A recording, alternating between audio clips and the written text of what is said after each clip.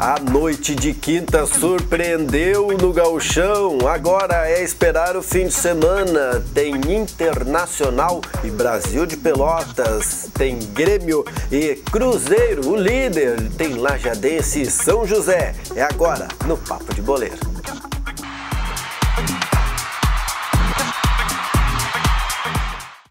A noite de quinta-feira surpreendeu todo mundo. Nós fizemos ontem algumas projeções, previsões, enfim, contávamos... Hoje a gente só vai falar dos jogos, não vou mais abrir a boca. Que bárbaro, que resultados mais que surpreendentes, mais surpreendentes, né, e o campeonato, bom, nós acertamos numa coisa, né? A gente falou que o campeonato tá diferente, surpreendente. E os dois jogos atrasados, aliás, que completaram a rodada de ontem, só confirmaram isso. Fantástico. Agora embolou tudo de vez o Gauchão, porque Frederiquense, a gente já quase enterrou eles aqui ontem. Eles ainda são candidatos ao enterrinho, né? Sim. Porque ganharam uma partida. Ainda são os últimos, né? São os últimos colocados, mas olha, encostaram no Avenida, encostaram no Caxias, gente, no Caxias, não é nos timezinhos lá, os pequenos, encostaram no Caxias e o Brasil perdeu lá. Falamos, aliás, pro Passo Fundo de virada, e a tabela tá uma beleza, uma beleza. Não só nós, como toda a imprensa gaúcha, falou que o Cruzeirinho tinha dormido apenas em primeiro lugar e que hoje então voltaria o Brasil de Pelotas, entraria o fim de semana em primeiro, dormiu, como já e estava. Acordou, está acordadinho, continua na ponta, assim, a gente pode chamar de um clube de bairro da capital. Verdade. É um clube de bairro, um clube que até pouco tempo jogava numa estrutura muito pior que muitos clubes amadores aqui da região, que tem estruturas maravilhosas, e aí agora eles vão ter um campo, né? Mas líderes do Gauchão, isso é muito bom. Para mim, que defendo os pequenos, os fracos e oprimidos, e o futebol do interior, tá ótimo, tá perfeito. Reforçada a superstição. O Juventude ontem jogou de branco, não jogou de laranja. Ele vinha de quantas? Seis partidas sem perder. 6 partidas sem perder. Será quem é que deu a ideia de trocar a roupa? Não sei. Esse cara acho que vai perder o emprego. O cara que trocou as camisas vai perder o emprego. Mas é incrível. União Frederiquense, assim, agora tá vivo. Tá vivo, porque ali na parte de baixo tá ainda muito pertinho, ó. Sim, nesses primeiros aqui, nós aqui, o Lajadense, dificilmente perca, sabe, a condição. E assim, se ganhar domingo do São José de Porto Alegre, pode terminar aqui em cima. Já pode terceiro lugar. Não, terceiro lugar, porque os outros resultados aqui não fecha, sabe? O Grêmio aqui, esses outros resultados não fecha, mas terceiro lugar pode terminar. Isso é fantástico, porque a ideia agora é, além de classificar, é ficar entre os 4 primeiros, porque é um jogo só. E aí seria em casa o primeiro mata-mata, depois aí, mas aqui, então, se ficar entre os 4 é perfeito, por tudo, né? Por jogar em casa, pela arrecadação, por tudo seria perfeito se o Lajadense ficasse entre os 4. Reforçando que nós estamos falando dos resultados, o União Frederiquense fez 1-0 em cima do Juventude, foi lá em Frederico, né? E o Passo Fundo, no Vermelhão da Serra, venceu por 2-1 o Brasil de Pelotas. Foi de virada, né? O Brasil começou ganhando e o de virada. Belo jogo, eu não assisti, mas quem viu disse que foi um belo jogo, um grande público. Diz que tinha muita gente lá no Passo Fundo, e isso é bom, né? Gente nos estádios é a coisa que a gente mais quer, né? E dentro da classificação, o União Frederiquense ganhou, foi a 7 pontos, ele estava com apenas 4 ainda, né? E ganhou, foi a 7, empatou com a Avenida. Primeira vitória do União, né? Isso aí, bem em cima do Juventude, que via bombando. E então, a Avenida é o 15º, União Frederiquense é o 16º, os dois têm 7 pontos.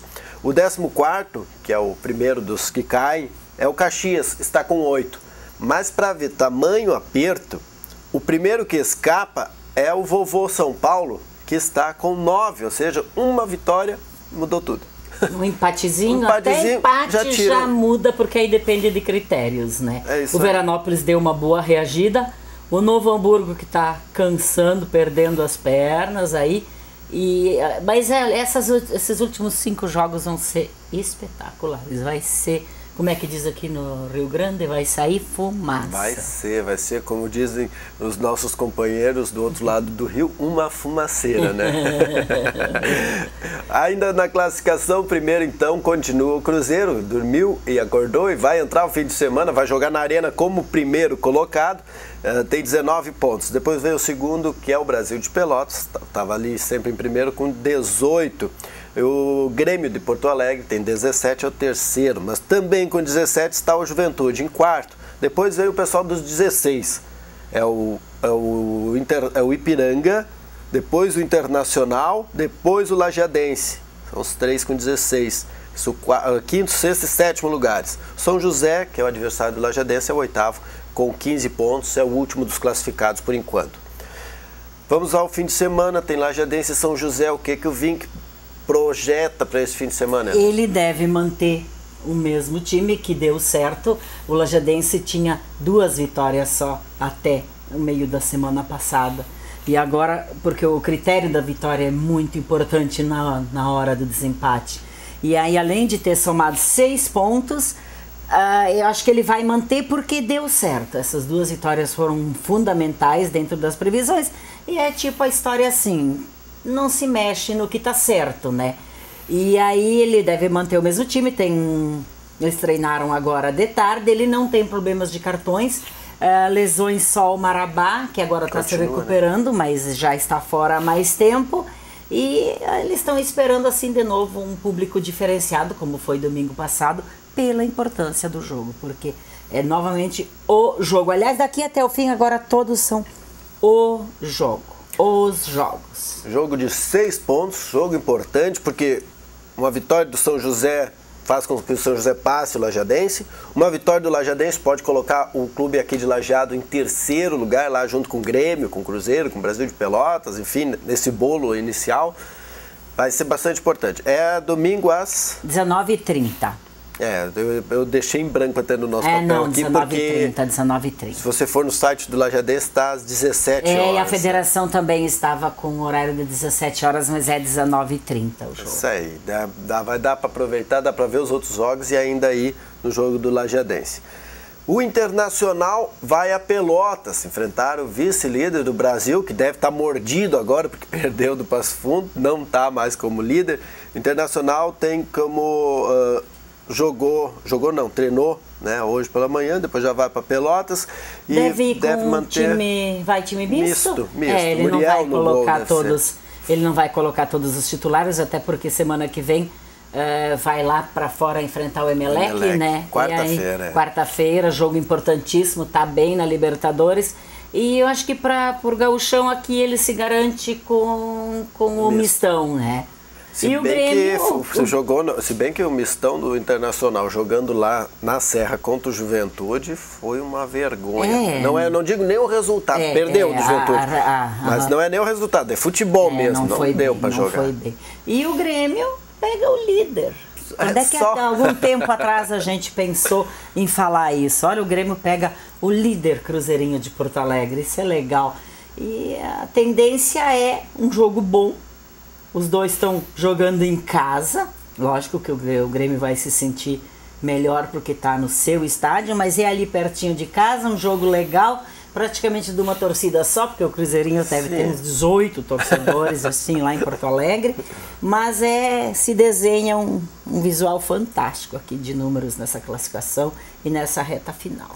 O Grêmio, o Christian Rodrigues e o Maicon, eles participaram de um treino em separado ontem e hoje já participaram com a equipe. Parece que no fim de semana já tem condições, já entraram no bid da CBF ontem, já tem condições de ficar à disposição do Filipão, se quiser jogar. Eles devem dar um pouquinho mais de tempo, de repente, entrando, né? Porque eles estão chegando, tem que dar pelo menos uma enturmada com os novos companheiros, né? Pegar o ritmo da equipe, essas coisas, né? Isso. Ramiro deve voltar também, Helena. Pelo menos está apto a voltar. É um bom valor que tinha sido perdido. Naquela série, uns foram por lesão e outros porque saíram, e é um bom reforço se ele conseguir voltar. Do lado colorado, voltando, a escalação prevista para o jogo de fim de semana, pegando o Brasil de Pelotas. O jogo não vai ser no Bento Freitas, está interditado, é lá na Boca do Lobo, no né, o jogo. rival, na casa do rival.